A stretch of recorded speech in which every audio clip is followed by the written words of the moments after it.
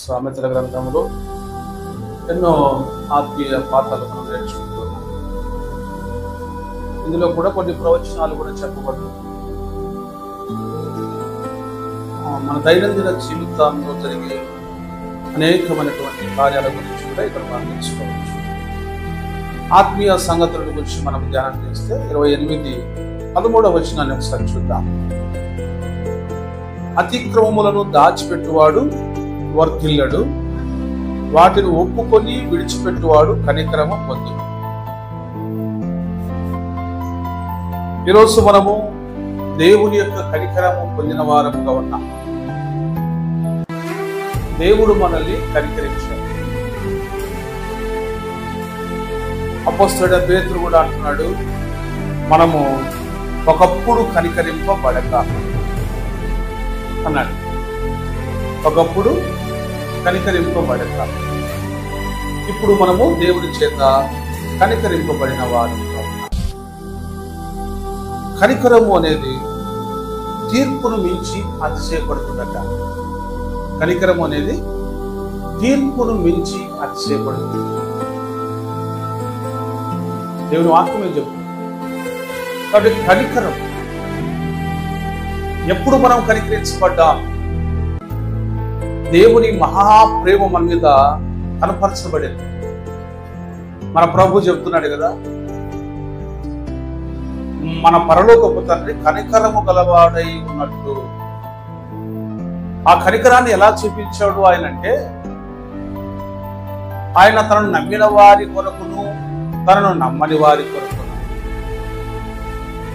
అందరి కొరకు సూర్యుని ఉదయింపజేస్తున్నాడట. అందరి కొరకు మేఘములను వర్షింపజేస్తున్నాడట.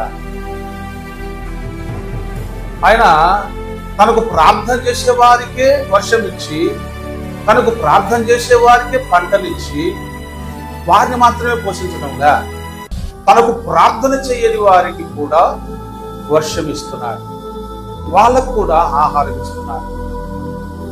వాళ్ళకు కూడా అన్నిటినీ ఈ జీవనమునకు సంబంధించినటువంటి మౌలిక వసతులు అంటాం కదా మనం, అవన్నీ కూడా ఆయన ఇస్తున్నాడు. కూడు ఇస్తున్నాడు, గూడు ఇస్తున్నాడు, బట్టలు ఇస్తున్నాడు, దప్పికను తీరుస్తున్నాడు, నివాసమును ఇస్తున్నాడు, అన్నిటినీ ఇస్తున్నాడు. అయితే మరి వారికి మనకున్నటువంటి ప్రత్యేకత ఏమిటి అంటే, మనము దేవుని ఎరిగిన అనుభవముతో దేవునికి సమీపంగా వెళ్తున్నాం. వారు దేవుని ఎరగని వారి ఆ కనికరముతో ఈ పోషణ మాత్రమే కలిగి ఉన్నారు. కానీ మనము దేవునితో అనుబంధము కలిగి ఉన్నాం.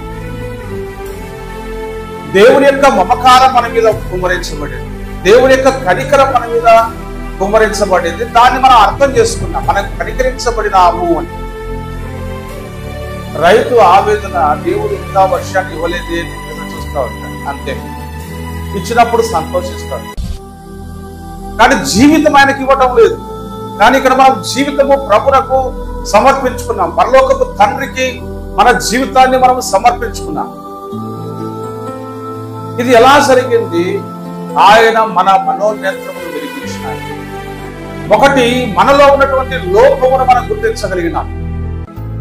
మన మీద ఇంత కనికరాన్ని చూపుతున్నటువంటి దేవుని పట్ల మనం ఎలా వ్యవహరించాలి అని గతంలో మనకు తెలియదు. ఇప్పుడు మనం దాన్ని తెలుసుకున్నాం.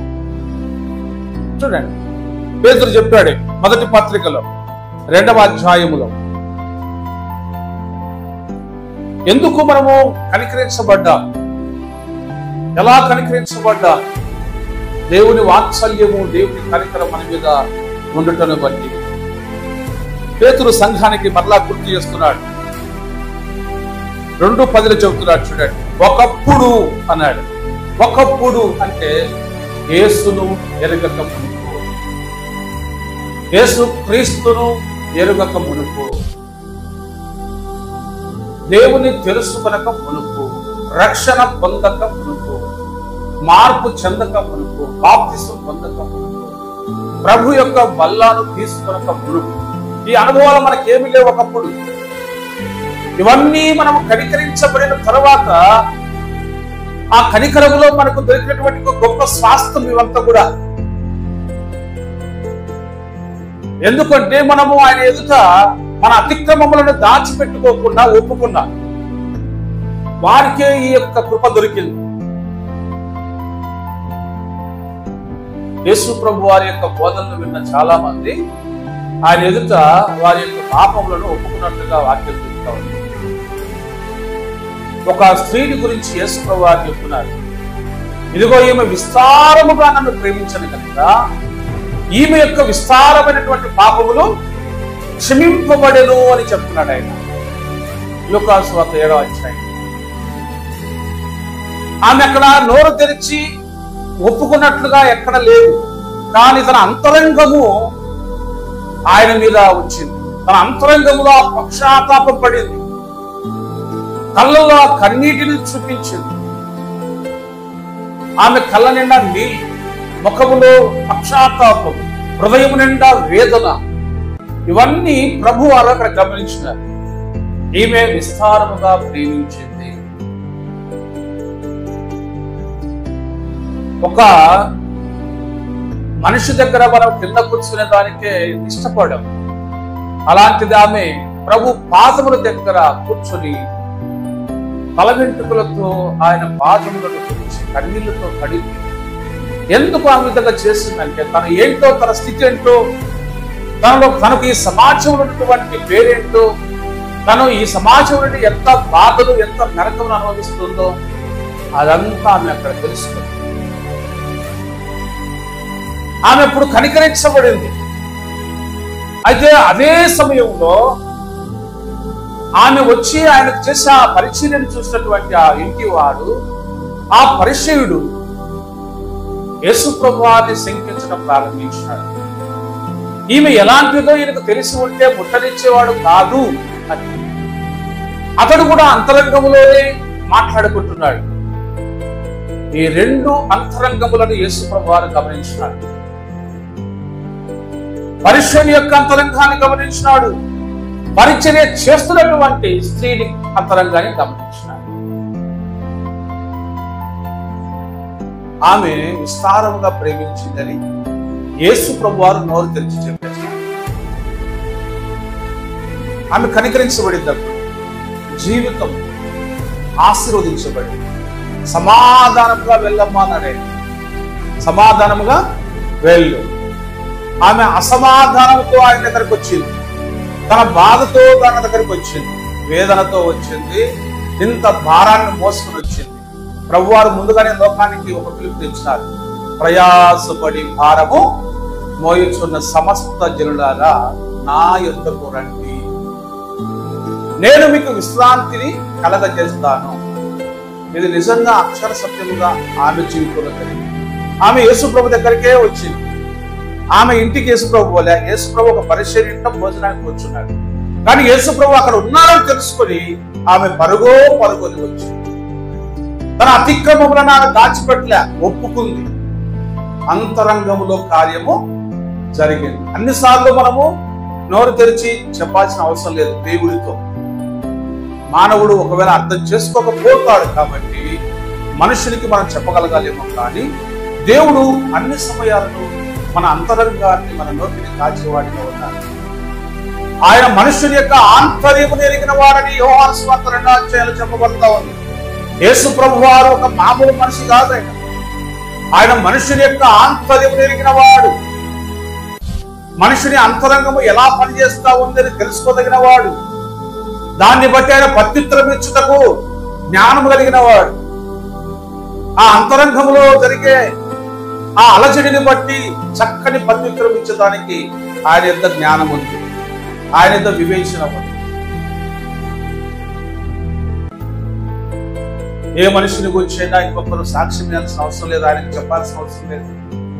పరిచయుడేమో ఆమెను గురించి చిన్న చూపు చూస్తూ తన మనసులో, తన హృదయంలో తక్కువ చేసి మాట్లాడుకుంటున్నాడు.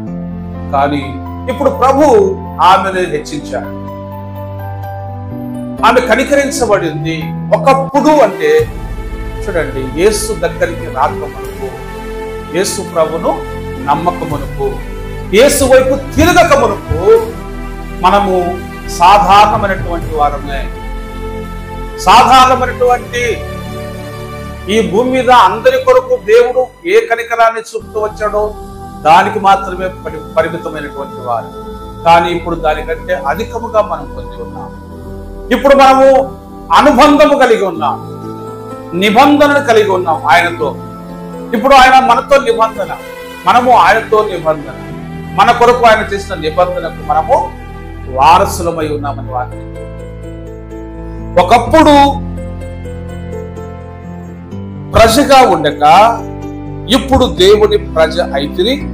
ఒకప్పుడు కనికరింపబడక ఇప్పుడు కనికరింపబడిన వారైతిరి. కనికరం చూడండి ఎంత పనిచేస్తుందో. దేవుని యొక్క కనికరము మనకు రక్షణను కలిగించింది. దేవునికి మనము దగ్గరగా వెళ్ళటానికి, దేవుని మనము నిదానించి చూసేదానికి ఈ కనికరము దోహదపడింది. ఇద్దరు గుడ్డివారు యేసు ప్రభువుని అడిగినారు, ప్రభువా మమ్మను కనికరించుము అని అడిగినారు. వాళ్ళ జీవితానికి ఏమక్కరా చూపు అవసరమైంది వాళ్ళు అడిగినారు. ఆయన వారి మీద కనికరపడ్డాడు. మీరు విశ్వసించిన ప్రకారం మీకు జరుగునుగాక అన్నాడు. చూడండి, ఈ విధముగా దేవుని యొక్క కనికరాన్ని మానవులు పలు విధాలుగా పొందుతూనే